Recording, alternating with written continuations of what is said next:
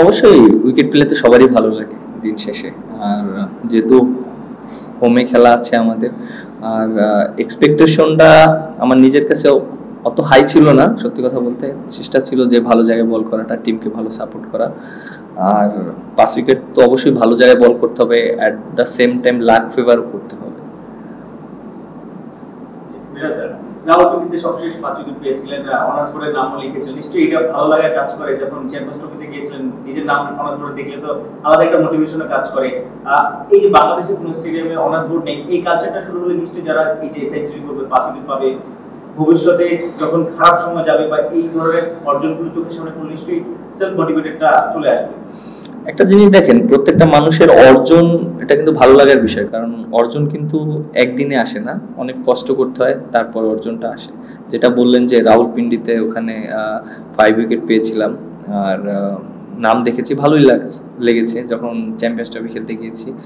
আর তারপরে যেটা বললেন বাংলাদেশে, আমার কাছে মনে হয় যে এই ট্রেডিশনটা চালু করা উচিত, আর যারা এখন বর্তমানে আছে আশা করি এটা নিয়ে চিন্তা করবে। মিরাজ কংগ্রেস 5 উইকেট অনেকদিন পরে হোম রান পেলেন, প্রায় 2.5 বছর পরে। ক্যারিয়ারের প্রথম 2 বছরে অনেকগুলো হোম রান, মানে টেস্টে 5 উইকেট হচ্ছিল, আপনার 10 উইকেট হচ্ছিল দুইটা। যেটা বললাম যে নাসবি কোনো মিসরে হচ্ছে না, প্লাস কত বোলিং অ্যাভারেজের দিকে আপনার নজর দিতে পারে। ব্যাটিংটা বেটার হচ্ছে, বোলিংটা কি সেরকম হচ্ছে, মানে দুইটা নিয়ে কাজ করাও কি? দেখেন, যেহেতু আমার কাছে দুইটাই অপশন আছে, সেজন্য দুইটা দিকেই কাজ করাটা খুব ইম্পর্টেন্ট।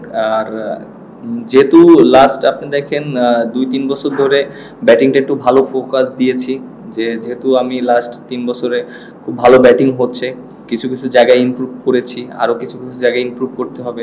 সো দুইটা ব্যালেন্স করে চলতে হবে। অনেক সময় 100% হবে না, বাট আমার কাছে মনে হয় দুইটা যদি একই সাথে আগাতে পারি তাহলে আমার জন্য ভালো হবে, টিমের জন্য অনেক ভালো হবে। একটা জিনিস, আপনার তো 9 বছর হয়ে গেছে, এই বছর 16তে লেগেছে, 16 শেষের দিকে, 9 বছর না 8 বছর। মনে হয় কি যে অপোজিশন ব্যাটিং ব্যাটাররাও আপনাকে নিয়ে চিন্তা করেন, নিশ্চয়ই ফুটেজ দেখে, ওই জায়গাটাও নিজেকে আরো রিফাইন করা, আরো বেটার করার একটা তাগিদ থাকে। আপনি দেখেন, শুরুতে যাদের ডেবু হয় ইন্টারন্যাশনাল ক্রিকেটে, তাদের সম্পর্কে কিন্তু ওইরকম কোনো আইডিয়া থাকে না। তারপরে যখন অনেকগুলো ম্যাচ খেলে ফেলে, 1-2 বছর খেলে, তারপরে তার সম্পর্কে জানা শুরু হয়। তারপর যখন লং টাইম খেলে তার সম্পর্কে আরো বেশি ভালো মতন জানা হয়। সো হ্যাঁ, এটাও অবশ্যই অনেক ইম্পর্টেন্ট যে যেহেতু খেলাটা সবাই দেখে, ভিডিও ফুটেজ আছে যে কার কোন জায়গায় উইক আছে, কার কোন জায়গায় ডেভেলপ করতে হবে, সেই জিনিসগুলা আমরা সব সময় জানি। আর ইন্টারন্যাশনাল ক্রিকেটের সাথে প্রতিনিয়ত আপনার ইমপ্রুভ করতেই হবে, কারণ আপনি যদি ইমপ্রুভ না করেন এখানে আপনি সার্ভাইভ করা অনেক ডিফিকাল্ট, কারণ এখানে সব ওয়ার্ল্ড ক্লাস প্লেয়াররা খেলে।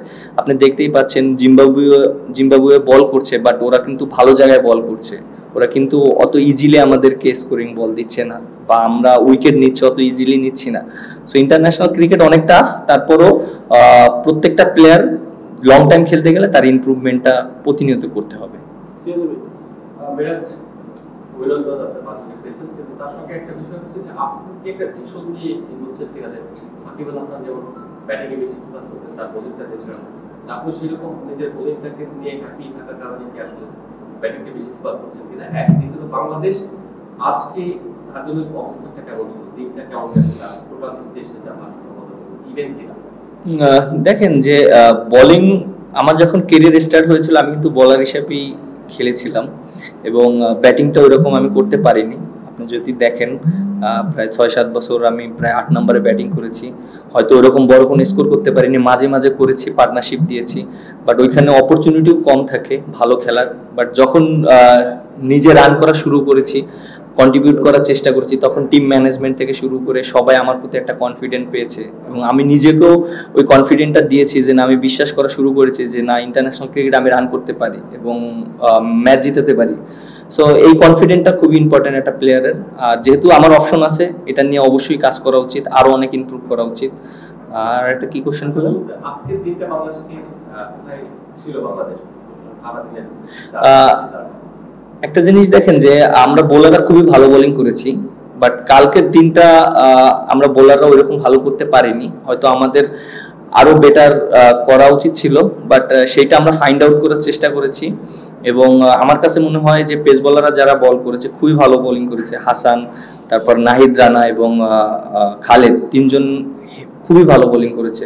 আর আমাদের স্পিনারদের রোলটা ছিল আমরা যেন সাপোর্ট করতে পারি, কারণ দেখেন একটা টিমে যদি বোলাররা অনেক ভালো থাকে, বিশেষ করে পেস বোলার, যেহেতু টেস্ট ক্রিকেটটা ফার্স্ট ইনিংসে পেস বোলারদের অনেক ইম্পর্টেন্স রোলস থাকে, সো তারা সেই জিনিসটা মেনটেন করে গিয়েছে এবং আমার কাছে মনে হয় তারা যেভাবে বল করেছে এটা আমাদের টিমের জন্য অনেক হেল্প হয়েছে ওদেরকে অল আউট করতে। টিপিক্যাল বাংলাদেশি উইকেট তো এটা না, স্পিনারদের জন্য যে অনেক বেশি হেল্প আছে তা না। আপনি ফার্স্ট স্পেলটারও খুব বেশি পাচ্ছেন না, আপনি সেকেন্ড স্পেলে আসার পর আপনার প্ল্যানটা কি ছিল, কিভাবে বোলিং করে উইকেটগুলো দিলেন বা আপনার পরিকল্পনা কি ছিল ক্যাপ্টেনের আলোচনা? দেখেন, যেহেতু আমরা খেলার ভিতরে থাকি, আমাদের আমরা অনেক সময় বুঝতে পারি যে আমাদের এই উইকেটে কিভাবে বল করতে হয়। কোচদের একটা মেসেজ ছিল যে এই উইকেটে পেসটা অনেক ইম্পর্টেন্ট, কিভাবে পেসটা কন্টিনিউ করা যেতে পারে। তারা আমাদেরকে খুব ভালো গাইড করেছে এবং আমরা তো এখানে আমাদের ভিডিও ফুটেজটা আছে।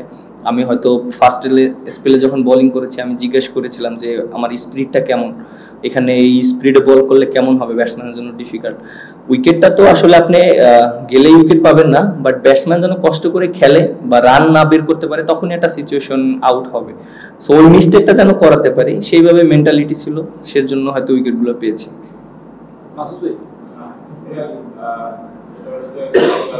ব্যাটিং নিয়ে অনেক আলোচনা হয়েছে, একটা কথা এসেছে যে মেন্টাল এররের কারণে বাংলাদেশের ব্যাটসম্যানরা উইকেট দিয়ে এসেছে। তো ওই জায়গাটা যেমন আপনার আউটটা যদি বলা হয় যে আপনি জানেন যে অপোজিশন হয়তো আপনাকে শর্ট বলে অ্যাটাক করবে, আপনাকে ওয়েস্ট ইন্ডিজও আপনি লাস্ট টেস্টে ওরকম ডেলিভারিতে আউট হয়েছেন, রানও করছি কিন্তু অনেক, হ্যাঁ শর্ট বলে কিন্তু রানও করছি। ওই জায়গাটায় মানে কাল কি মেন্টাল এররটা হয় আপনি ব্যাটসম্যানের পয়েন্ট থেকে যদি বলেন মেন্টাল এররটা আসলে কি? দেখেন, আপনার আমি একটা কথা বলি, আপনি যদি বলেন যে শর্ট বলে পৃথিবীর এমন কোনো ব্যাটসম্যান নাই যে শর্ট বলে উইক না, যদি প্রপার শর্ট বল করে। শর্ট বলে কিন্তু আপনার অনেক সময় রানও অপশন থাকে, আউট হওয়ারও অপশন থাকে, আপনি যদি দেখেন। বাট এটা একটা স্কোরিং অপশনও নেওয়া যেতে পারে, আবার কিভাবে সার্ভাইভ করবে সেটাও নিতে পারে, এটা মেন্টালিটির উপরে।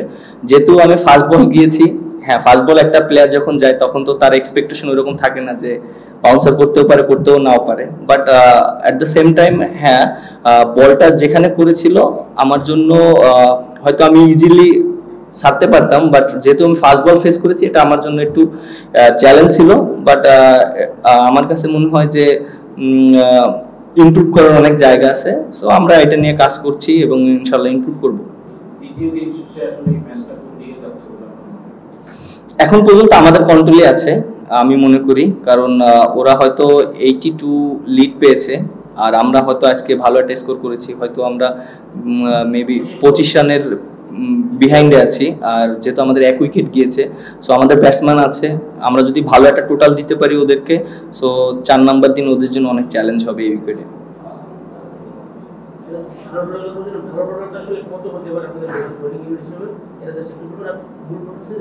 আজকে টেলেন্ডাররা যেটা হচ্ছে এঙ্গারাবা বা মুজারাবানি অনেকগুলো রান করেছে, এটা আসলে বাংলাদেশের তাকে নিয়মিত একটা সময় আছে 6-7 উইকেট আপনারা নিয়ে নিচ্ছেন, শেষ 3 উইকেটে 60 রান 70 রান হয়েছে, যেটা অনেক সময় বাংলাদেশকে পিছিয়ে দেয় বা মোরাল মেন্টালিও বা মোরাল একটু ডিসঅ্যাডভান্টেজের কারণ এই জায়গাটা আসলে কিন্তু সময় কি হয় এগুলো মেন্টালি কি আপনারা তখন একটু স্থিরিত হয়ে পড়েন কিনা বা কি হয়? আচ্ছা আপনি দেখেন ব্যাটসম্যানরা যেভাবে ব্যাটিং করেছে আর ওদের যে ব্যাটিং করেছে এটার ভিতরে পার্থক্য আছে না, আপনি দেখছেন ওরা কিন্তু ভয়হীন ভাবে খেলেছে। একটা বলার যখন নামে তার কিন্তু কোনো এক্সপেকটেশন থাকে না। আপনি দেখেন যে মুজারাবানি যেভাবে ব্যাটিং করছে, নাহিদ রানার বল যেভাবে খেলেছে, 2-3টা কাঞ্চি লাগলে তো 4 হয়েছে। তারপরে ইনগ্রাবা যেভাবে রান করেছে, সো আমার কাছে মনে হয় ওরা চান্স নিছে, সেটা ওদের কাজে লেগেছে, এর জন্য রানগুলো হয়েছে। আর আরটা কি বললেন? আচ্ছা আপনি দেখেন যে এই উইকেটে আপনি কত টোটাল করবেন, এটা যে ইম্পর্টেন্ট হলো আমাদের যত রান আমরা করতে পারি। এখন আমরা আগে থেকে ডিসাইড করতে পারি না যে আমরা এত রান ডিপেন্ড করব, এটা এখনো আরো আমাদের 3 দিন খেলা আছে, আমাদের ব্যাটসম্যান আছে, সো আশা করব যত রান আমরা দিতে পারি বোলারদের জন্য। যেহেতু আমরা ফার্স্ট ইনিংসে আমরা ব্যাটিং করেছি, আমরা হয়তো বড় স্কোর করতে পারিনি, বাট এই ইনিংসে যেন আমরা টোটালটা এমন একটা জায়গায় দাঁড় করাতে পারি যে বোলারদের জন্য একটা ভালো একটা এনাফ স্কোর থাকে, যেটা সবাই রিল্যাক্সে ভালো মতন বল করতে পারে।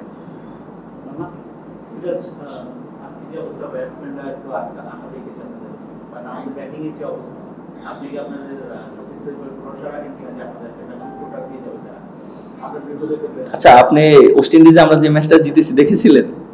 আচ্ছা, ওই ম্যাচটা আমরা কিন্তু দেখেন 174 রানে অল আউট হয়ে গিয়েছিলাম।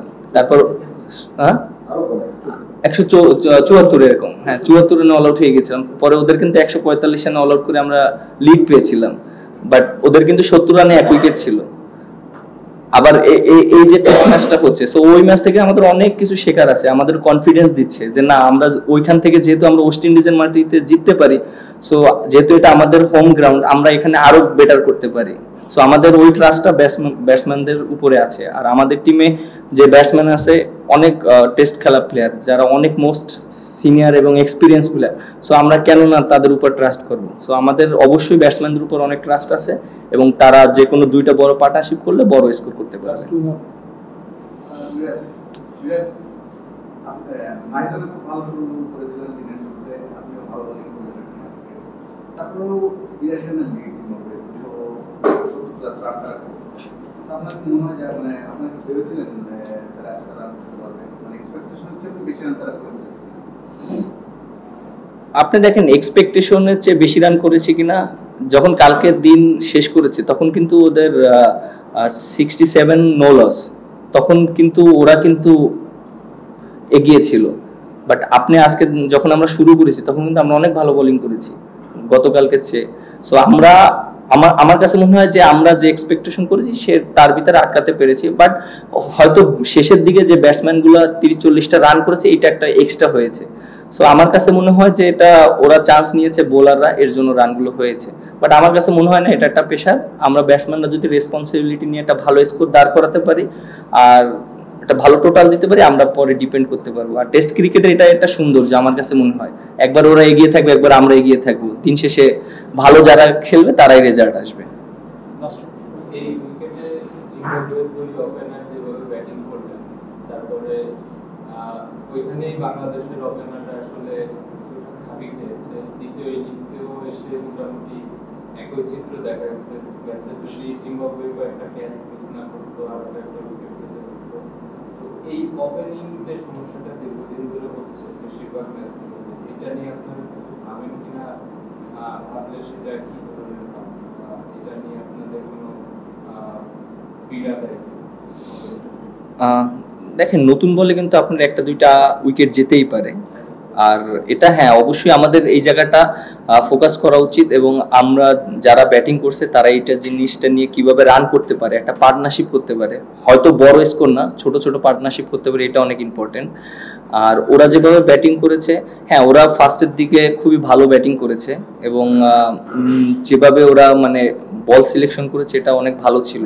তারপরে আমাদের বোলাররা খুব ভালো কামব্যাক করেছে এবং ওদেরকে ওই চ্যালেঞ্জটা দিয়েছে যে কিভাবে ওরা যেন ইজিলি রান না করতে পারে। আমরা যখন ওদেরকে রান স্টপ করে দিয়েছি তখন আমাদের অপরচুনিটিগুলো তৈরি হয়েছে, তখনই আমরা উইকেট পেয়েছি।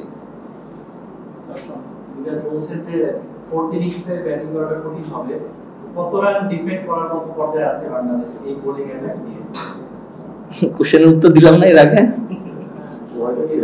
ওটা দেওয়া হয়নি।